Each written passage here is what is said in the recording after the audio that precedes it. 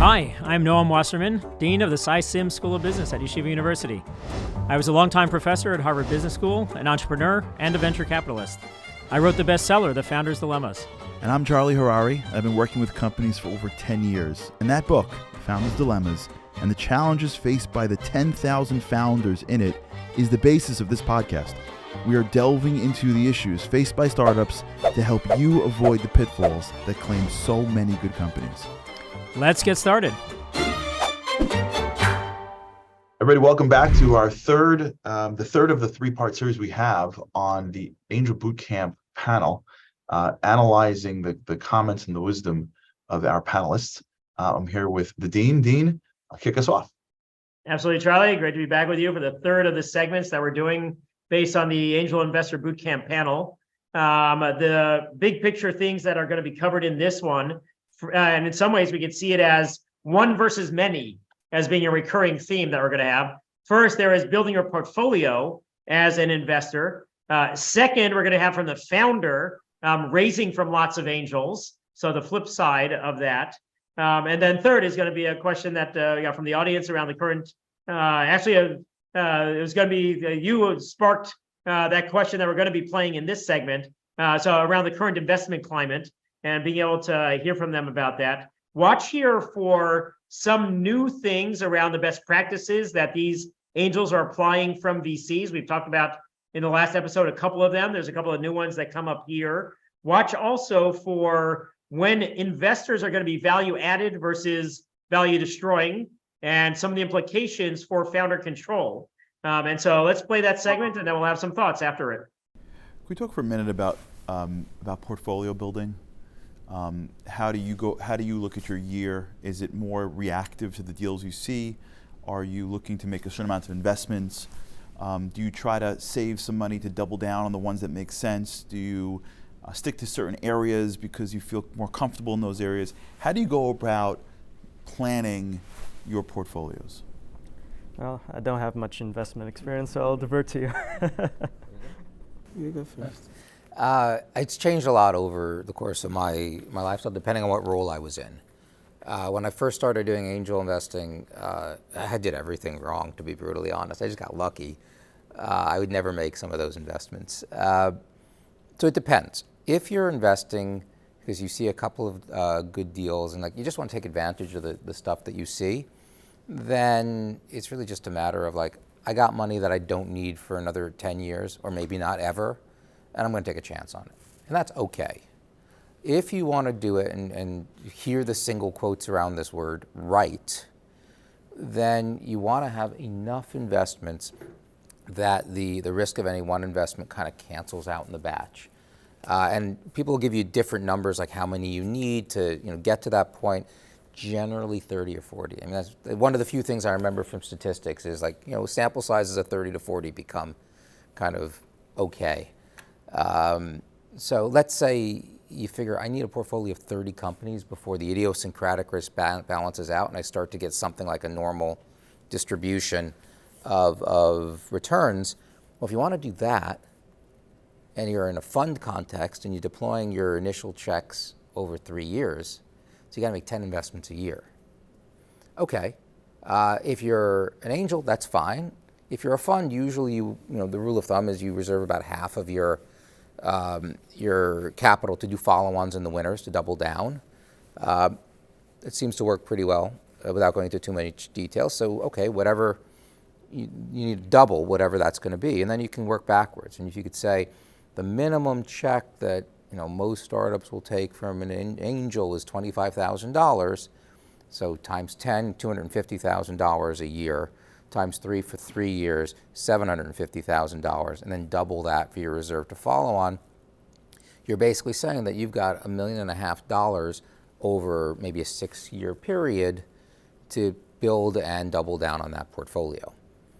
That's if you want to do it kind of systematically, sort of like a mini VC almost. So I'll add to that. I think a VC, they need to deploy the money. They have the LPs. It's a different story. When I started, I wanted to do 100 deals right away. But I learned over the years, One good company can have the same return, like investing in 100 companies, like Buffett. So as of now, I'm okay to do 20 deals a year. I'm okay to do 0 deals a year. It's got to be the right opportunity, and I go all in. So I'm not desperate. I'm not looking for just to invest. It's got to make sense. I'm not going to push myself. And I will never run after a company. If it's meant to be, it's going to come. But it's rather look for the right opportunity than just throw money. It also, I would say 10 companies is a number, but it also depends the deal flow you have. So you need to connect to good investors and have tier 1 deal flow, then the number will increase. Like 10 companies should be fine. I was lucky to have from 2 investments a unicorn, so also luck gonna play a lot. Moshe, you hit the number one difference between being an angel and a VC is if you're an angel, it's your money. Yeah. If you don't want to deploy it, fine. You want to deploy more, that's fine. If you're a VC, like when you raise your fund, you've made an obligation.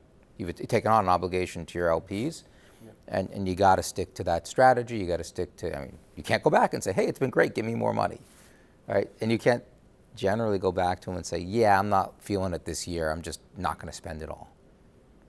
So it's different. If you take other people's money, you've taken on a responsibility, you've limited a little bit your freedom to just decide, yeah, not happening this month. So I've been involved in a company, SoCure. It's been valued last year for almost $5 billion. And I helped them make payroll 2014. Like they were always closing down 3 times. Tiger Global invested last year in them like a few $100 million. But I was lucky. I'm not saying I was smart. I was lucky to be around with those guys and at the right time. And one of the most active funds in New York, I think they have 200 companies, and this is the best company in their portfolio. And for me, I was a new guy, and it was my second company. So it's a lot have to be the right time, and I need to pray a lot to be the right time in the right place. I have a question for Kumash. Raising money. You have a legendary cap table. Talk us a little bit about that process. What it's like, and just sort of the benefits and detriments of different ways of raising money. Yeah, so we've been raising money, I think, since 2017 or so. That's when we got our first investment, and thanks to Mosh for accelerating that process for us. But our cap table, we are approaching about 200 investors. So it's one of the largest cap table I think a lot of our law firms have mentioned they've seen. And it's comprised of institutional VCs, family offices, and angel investors. And so we started the process in terms of raising our seed round, and we were chasing after VCs as a typical founder would.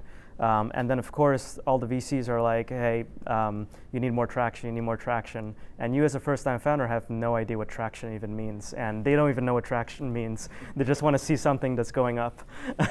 And so it was basically a time waster, chasing after VCs, while you should be spending a lot of your time in product market fit and sales. And so in the early days, so Mosh, I met Mosh, and then he basically introduced us to a few investors. And these were angel investors that loved the business, wanted to get into investing and so forth. And we closed our seed round, I think it was $1 million seed round back in 2017, in about 2 weeks or so, from just angel investors. And then from there, things start accelerating. We start raising more capital, people start coming in and so forth. And that's when we start going to the institutional VCs and getting those types of investments. But having such a large cap table, it does a few things. The pros is that it gives you a lot of access to domain experts within the field. I would say about 30% of our cap table are ex-CEOs at banks, insurance companies, and asset management firms. And these are essentially our target customers. And so it kind of gives you an idea, or it gives you a list of people that can really help in terms of product, go-to-market, and so forth, versus building up an advisory board and paying them stock options. So they're investors in your company. That's one of the pros. The other pros is that it also gives the founder more control. And you guys might try to figure what that means. So if you have 2 large institutional VCs on your cap table, there's likelihood that those institutional VCs can potentially gain more control, because you need those 2 votes to actually get past any types of signatures and documents. But when you have close to 200 investors on the cap table, you can pick and choose to get over that 51% preferred shares vote. So whenever it comes to signing documents and so forth, I can pick probably 75 investors out of the 200 and say that, hey, can you sign this document? It kind of gives the founders a bit more flexibility and control at the end of the day. The cons, huh? Oh, yes, exactly. So the cons is that we closed our Series B last year, and I had to chase 175 investors for signatures. And the lesson learned there is that next time, just spin up an SPV and put them all in there. But yeah, that's a big con. Then also, you get text messages every time, sending you headlines, sending you competitors and everything, and you need to reply. So those are some of the things we faced. How's the business doing? It's good. Yeah, we're accelerating, so it's fun stuff. How are you guys thinking about the current climate? I mean, everybody, the venture industry is kind of watching, waiting to see what happens, coming off the heels of the S3E5 crisis, inflation. We've got CRE crisis brewing. What's your take right now? Okay, I was going to make like a joke about it's a little chilly out there, but it's not that funny. So, number one, we have a very long-term perspective, right? The investments we make now, we're not getting any money back for 8-9 years usually. Now we can lose it a lot faster, but things like when they ask questions like, "Oh, there's the public markets, are they open for IPOs?" It's so far off. Where it becomes an issue for me is, especially since I invest mostly in B2B companies, is if you have an enterprise sale and it's 6 to 9 months in good times, it's 9 to 18 months in bad times. So if you have a startup that you put money in, and they're usually raising in 18-month increments, the money they get in month 1 isn't really going to show up in revenue for at least 6 months in good times, and it could be 9 or 12 months in bad times, and they need to start raising 6 months before they run out of money. So that becomes really dangerous for companies that have like 5- and 6-figure enterprise sales as their revenue model, and they might not make it, right? They may be a great company, just run out of gas before they get to the next milestone, and you get no points for being a great company that just ran out of gas. It's still a fail. So that's the biggest danger that I see right now. Using that lens, what are you personally thinking about the current investment climate? So it's interesting. So there's also a lot of people that came into venture over the past couple of years. And when everything's going up and everything you touch turns to gold, you start to think you're a genius. It's kind of like real estate, right? When the market's up, everyone thinks they're great at it. Then all of a sudden, oh wait, that's how you lose money at this game. So there's been a bunch of people who came in that wave, and now they're nervous and they're just kind of sitting it out. They don't know what to do in this climate. The savvy, experienced investors are still investing, but we're taking our time. There's very little FOMO now. It's we can take our time to make a deal. In fact, this is the first time in 15 years where I've ever not heard my peers say, yeah, valuations are crazy. And we always complain about that, up or down. So the smart money is still making the investments. And if you look at historical data, during down economic times are when the startups perform the best. Weak startups go out, the survivors do really well. There's less money out there. It's kind of a buyer's market. So my advice to you is you should still be investing. Take your time, be selective about it. Ask really hard questions about things like, how long is it going to take you to close the sale? How long can you make this money last? Are you sure you're raising the right amount of money? Maybe you should raise a little more. Okay, it's 2 years from now. It took you a little longer to close the sales and you're running out of money. What are we going to do? But I think it's a mistake to just curl up in a fetal position and rock yourself until it's over. I will answer on that. I think the free money is over for a long time. I think it'll take a couple of years till it comes back, the valuation you saw in 21.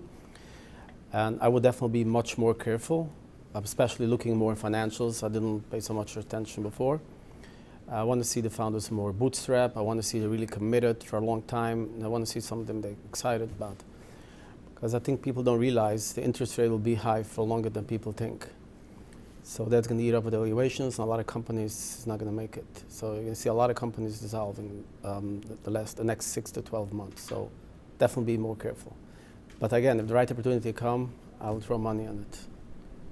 Yeah, so some of the late stage VCs that I see that have specific criteria saying that, hey, we only invest in Series C and above with a certain number of check size and so forth, are starting to be a little bit more flexible going downstream. Interesting. Yeah. That's interesting. And I'm curious what the other people in the room are saying. I actually see the opposite. In frothy markets where they're competing for those deals, and you've got people like Tiger coming in from public, mutual funds coming in, and I saw some of the established growth stage VCs going earlier just to get a seat at the table. And what I've started to see is those people saying, we don't have to do that anymore. Because like the dumb money is gone, we can pick our deals. But it's interesting that you're seeing just the opposite. Yeah, because recently in the last few weeks when we've been speaking to some of the growth stage VCs, now they're like, hey, we don't really have that check requirements at the moment, mainly because there's so much late stage companies that is not doing so well right now, mainly because of the enterprise sales cycle that's happening, and they're trying to cut down costs. So there's a lot of layoffs going on. They're trying to be better positioned in terms of profitability. So once that's all solved, then and to show a bit more traction in terms of profitability, then the late stage VC is going to be like, all right, they got their stuff together. Let's maybe dive in there. But right now, that's still in the process, and they want to be a little bit flexible in terms of making deal flows because their LPs are seeing that, hey, why are you just sitting and we're paying a management fee and you're not making any investments? And so there's a bit of pressure there too. Interesting. Yeah. Well, thank the three of you for being here. It was very insightful, and we appreciate your time, and we're looking forward to hearing from you again in the future. Thanks so much. Okay, so Charlie, some of the things that struck me during this great set of insights that you were able to draw out from that panel. A couple of the VC best practices. First, about reserving money to do follow-ons. A lot of times you as an investor might get very focused on, to get in this deal, this is how much I have to put in. And not keep in mind that you might not, when the next deal comes up for that particular startup, you're going to be raising the round that's going to be following that one. You might not have any gunpowder. You might not have left any money for that. And so being able to, just like venture capitalists do, think to the reserve, think to the follow-on, take maybe half of all your money and be able to have it not be the fresh initial money that you're putting in, but being able to reserve that. That was another one of the things, but it also led to a very interesting back of the envelope calculation that Andrew did around what is the minimum entry criterion for an angel that you should be looking at. Like, if I have X amount of money, now I'm ready to become an angel investor. They had highlighted in a past episode what sounded like a very imposing entry barrier, that it takes 50 million bucks to be able to develop an investor. Well, that sounds very daunting. No angel almost, when they're starting out, is going to have that real amount of money. But here, the angel minimum that Andrew is coming up with is about $1.5 million. If you have $1.5 million that you can spread over about 6 years and be able to reserve some for follow-on and be able to do it in the typical size, thinking about, like, am I ready for angel investing and being able to build a good portfolio and be able to do enough that I can build the pattern recognition. That was about the back of the envelope that he was coming up with, which was I think a better complement before, and making it less daunting for the people who want to get into the investing side of this.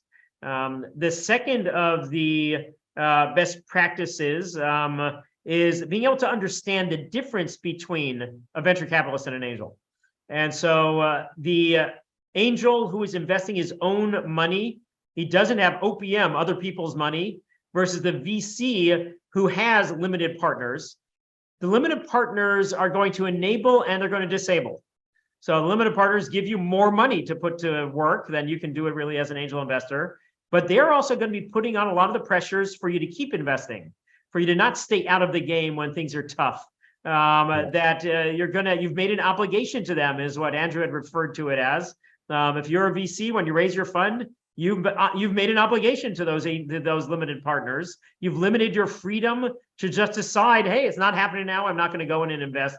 And so there's some ways in which being able to understand that difference is going to be a critical part of being able to take the benefits of being an angel and being able to have them dominate some of the minuses of what it comes down to. Moshe talked about, I'm okay to do 0 deals a year when it makes sense to do it. And that gives him the luxury not have to run after a company, be able to have the dynamic be a little bit more in his favor when it comes to, are they coming to me for money or am I begging them to take my check? And how that sparks a very different dynamic with the founder. Yeah.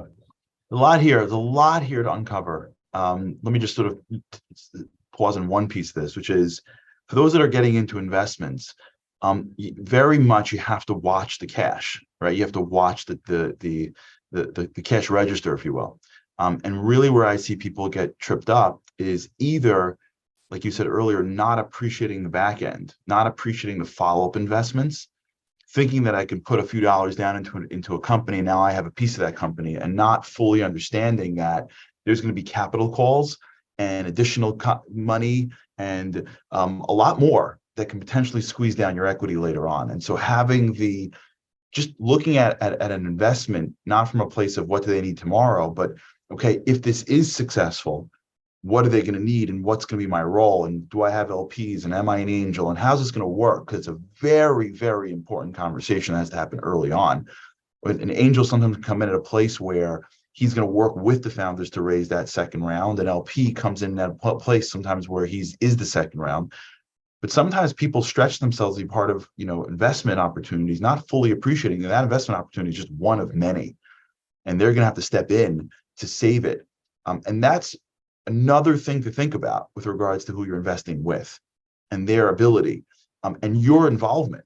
Just yesterday, I was on the phone with a serial entrepreneur who's in the middle of a very successful company launch. And he shared with me that he looked at his numbers, he went to his team, and there was this pretty large capital raise requirement that he had to do in order to keep the company afloat. And he was just overwhelmed by the thought of what he had to do was go around and raise the money. Then came back, asked him to go through the numbers and realized that the people that were running the numbers were, I need an extra person here, an extra person here, an extra thing. They were being a little bit loose with the finances. And that number was actually a third of what he had to raise. And so going back to his investors, taking money out of his pocket, like a lot of time, this is where people get tripped up. It's the follow-on investment. It's the tightness of the budget. It's the extra money later on that you have to raise and you don't have, or do you really need? And who's making that decision? All these, and who's pushing for growth? And do they have deep pockets? And do you not have deep pockets? And that's a big problem. If you're dealing with an LP with deep pockets and they're sort of sticking their foot on the gas for growth, and you don't have deep pockets, and you'd rather it be a slow and steady. So these are all considerations that I think are critical for you to be thinking about before you're making this investment. Oh, absolutely. To highlight 3 things I think were golden from Kamesh, from the founder perspective on this and the fundraising aspect of it. A lot of the natural inclination of a first-time founder is go after venture capital. That's the thing that gets the headlines. That's what everyone says is the ultimate and things like that. He tried that. He wasted a lot of time doing that and only then learned to back away from that and be able to think a little bit more about the angel side of it. So one of the things that he really brought to life. But then he also talked about the fundraising crowding out the real work. All the time that you're spending on that is time you're not building great product. You're not selling great product to them, to customers and things like that. A major time waster, he called it.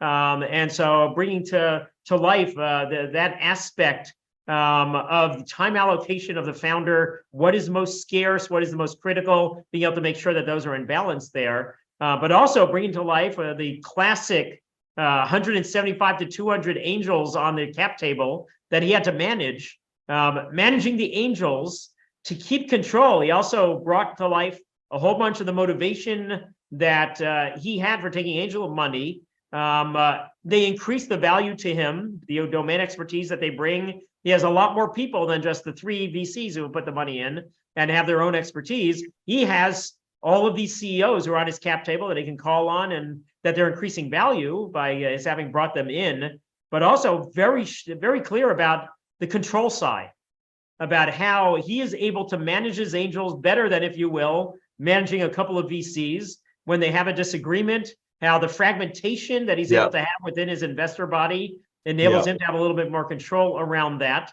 And to me, that's also that balance, rich versus king, control, value, brought to life through the lens of the investor's side of it. And also I have to, the questions that we would have around having to manage those angels, the time allocation that is taking away from building great product, selling great product, and things like that. And so the balance that you have, not just before you're fundraising and bringing it in, but also once you raise and having to manage all of those cats that you're trying to herd, and being able to make sure that that's not going to go and detract from the core of what you are going to be doing.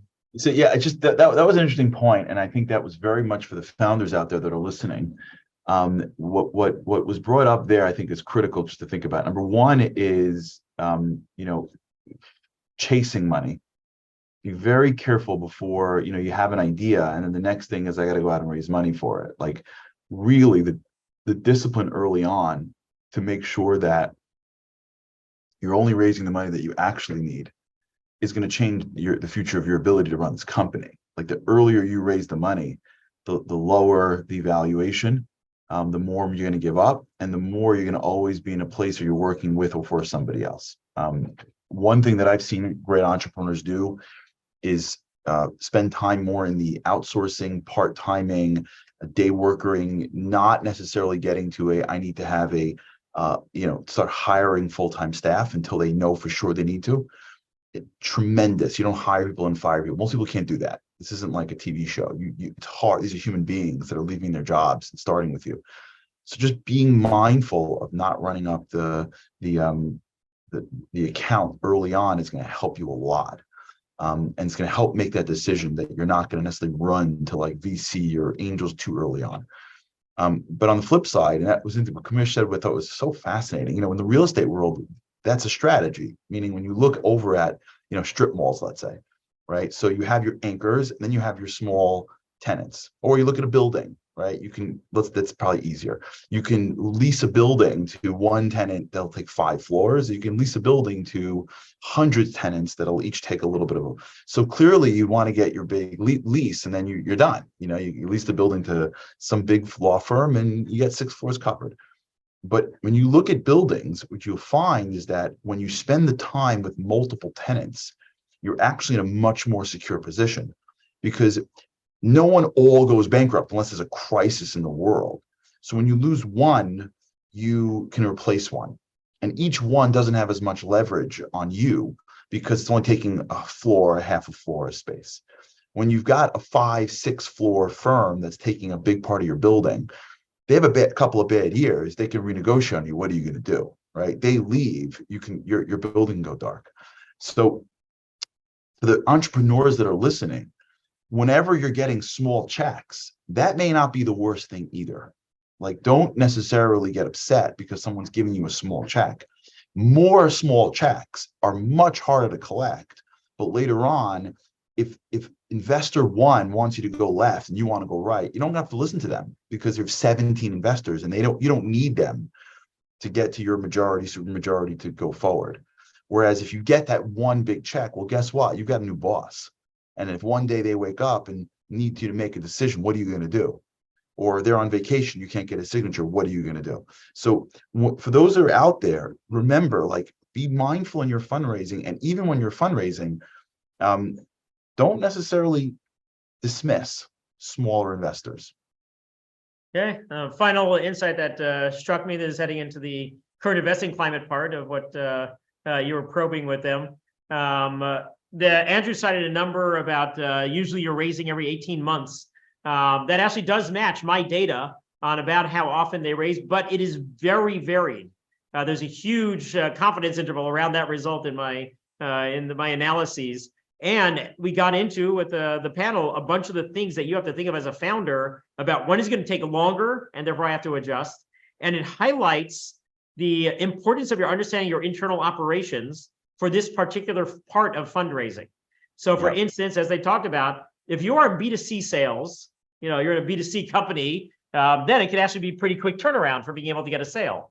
If you're in B2B, that can take a lot longer. And a lot of times, if you have, or even B2G, business to government, or it can take even longer. If you're aiming to raise 18 months from now, and your sales cycle is at least 12 months, and it's going to take you more than 6 months to finish product development, you've already caused problems for your next raise. You have not hit any of the milestones that you're going to need to have shown them that you did something good with the last money that you raised, and are going to be able to do good with their new money, and other things like that. And so being able to have the understanding of the internals, the operations, the product development, the ways in which the sales cycle is going to be necessary to incorporate into when am I going to be able to show that there is really product market fit. All of those things have to go into your thinking about the timing around the next raise, and make sure that you're not overestimating your success, underestimating the delays, and incorporating that into your strategy for fundraising. Right. Okay, that was fun. And those who are, missed it, hopefully this gives you a little bit of a taste, and we're looking forward to seeing you next time. We got some new guests coming up, and we've got a lot of great things planned for this season. So if you're joining us now for the first time, thanks for being here. And if you have any questions, please email us at foundersdilemmaspodcast@gmail.com. And as always, it's been a pleasure, and looking forward to seeing you next time.